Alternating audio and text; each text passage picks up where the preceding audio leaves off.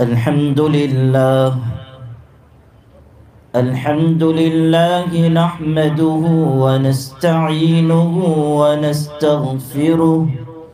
ونؤمن به ونتوكل عليه ونعوذ بالله من شرور أنفسنا ومن سيئات أعمالنا من يهده الله فلا مضل له ومن يضلله فلا هادي له ونشهد أن لا إله إلا الله وحده لا شريك له ونشهد أن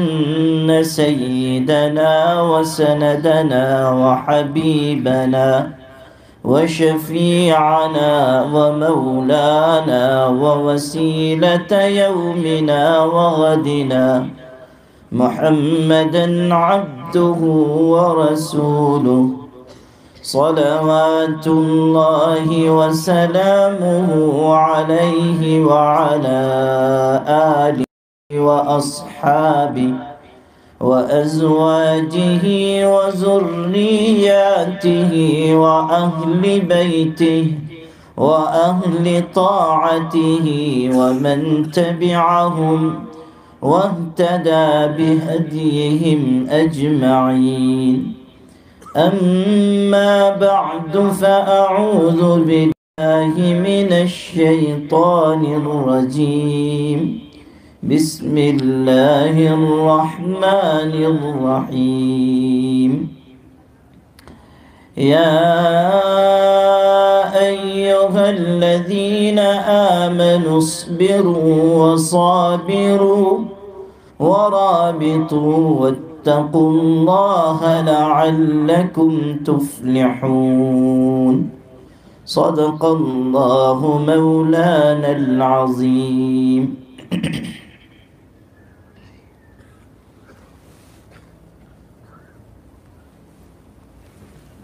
بولی عارف صاحب تھے نا، ان کو اوپر بلایا اور ذرا سا آواز بڑھوا دو. جناب مولانا عارف صاحب ہمت رکھنے والے، جہاں کہیں بھی ہو اسٹیج پر تشریف لے آئے، جہاں کہیں بھی ہو وہ اسٹیج پر تشریف لے آئے. جناب مولانا عارف صاحب. صدر محترم، لائق عزت و احترام بزرگ حضرت مولانا مفتی اعظم صاحب دامت برکاتہم، اور اسٹیج پر رونق افروز معزز علماء کرام اور آپ تمام قابل احترام بھائیوں اور بزرگوں،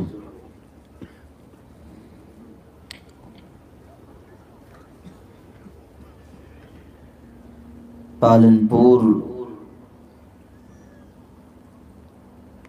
کے قریب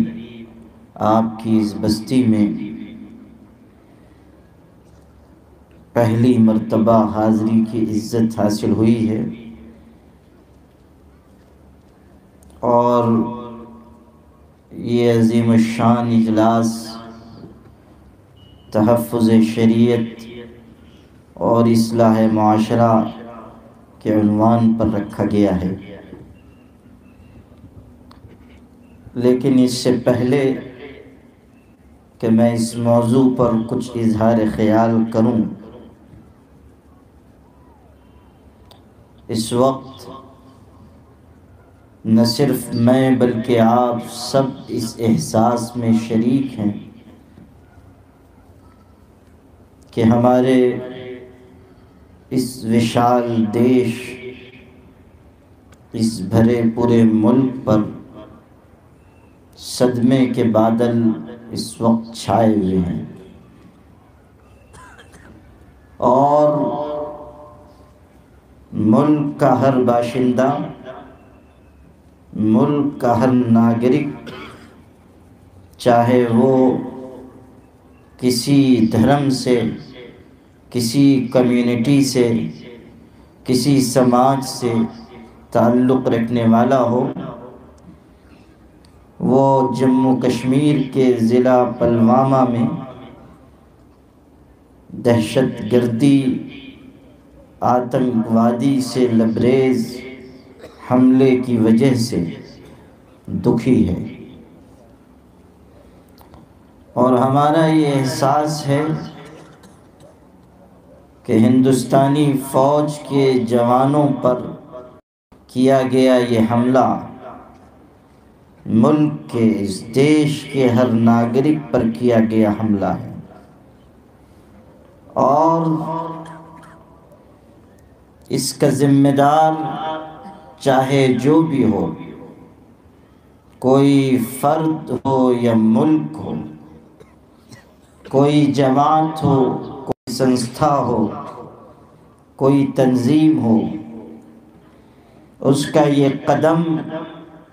اس کی یہ حرکت، اس کا یہ عمل لائق مذمت ہے۔ اور ہمارا یہ ماننا بھی ہے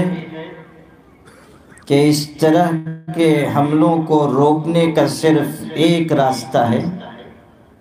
کہ حملہ آوروں کو اسی زبان میں جواب دیا جائے جو زبان وہ سمجھا کرتے ہیں۔ جس زبان کو دہشت گرد سمجھتے ہیں، جب تک اس زبان کا استعمال نہیں کیا جائے گا، یہ حرکتیں، یہ آتنکواد کا زہر رکے گا نہیں۔ اس لیے ہم کو اور آپ کو بجا طور پر اس ملک کی گورنمنٹ سے یہ امید رکھنی چاہیے کہ وہ جلد از جلد مجرموں کو تلاش کرے گی اور انہیں قرار واقعی سزا دے گی۔ اس دکھ کی گھڑی میں ہم اور آپ، پورے ملک کے مسلمان، پورے ملک کے باشندے، وہ ان تمام شہید ہونے والے ہندوستانی فوج کے جوانوں کے گھر والوں کے ساتھ اس غم میں برابر کے شریک ہیں کہ ان کے گھروں کے سپوت ملک کی سرحد پر اپنی جان ہتھیلی پر رکھ کر دیش کی حفاظت کرنے والے، دیش کی سرکشا کرنے والے اس دنیا سے جس بے بسی اور ظلم کے ساتھ گئے ہیں، گھر والوں کے بلکہ ہم سب کے لیے دکھ اور صدمے کا باعث ہے۔ اس لیے اس اجلاس کے بالکل شروع میں بھی اپنے دکھ کا اظہار اس حادثے پر، اس دہشت گردانہ حملے کے نتیجے میں شہید ہونے والے فوجی جوانوں کے سلسلے میں کر رہا ہوں، اور پورا ملک اس بات کو دیکھ رہا ہے کہ مسلمان سڑکوں پر اتر گئے ہیں اور اس دہشت گردانہ حملے کی ہر طرف سے مذمت کی جا رہی ہے۔ آپ کو بھی اپنی زندگی اور بیداری کا ثبوت دینا چاہیے، اور پورے طور پر یہ ثابت کرنا چاہیے کہ ہماری حب الوطنی، ہمارا دیش سے پریم کسی کی سند، کسی کے سرٹیفکیٹ کا محتاج نہیں ہے۔ وہ اور ہوں گے جو نفرتوں کے سوداگروں سے کاسے گدائی لے کر حب الوطنی کی سند مانگا، جن کے پرکھوں کا، جن کے باپ دادا کا خون اس ملک کی تعمیر میں اور اس کی مٹی میں شریک ہے، انہیں کوئی ضرورت نہیں ہے کہ وہ کسی کے دروازے پہ کاسے گدائی لے کر جائیں اور بھیک کا سوال کریں۔ اس لیے سب سے پہلے تو ہم اپنی طرف سے تعزیت پیش کرتے ہیں ان تمام شہید ہونے والے فوجی جوانوں کے گھر والوں کو جن پر یہ بڑا صدمہ پڑا ہے، اور ان سے یہ کہنا چاہتے ہیں کہ آپ کا یہ صدمہ صرف آپ کا نہیں ہے، ہم سب کا ہے، پورے ملک کا ہے، اور ملک کی سلامتی پر کیا جانے والا یہ حملہ ایسا ہے جس کی چہار جانب سے مذمت کی جا رہی ہے، کی جانی چاہیے، اور تمام ملک کے باشندوں کو مذہب، دھرم، ملت، مشرب کے فرق سے اوپر اٹھ کر اس صدمے کی گھڑی میں اپنے گہرے دکھ کا اظہار علی اعلان کرنا چاہیے۔ میں نے اپنی ذمہ داری سمجھی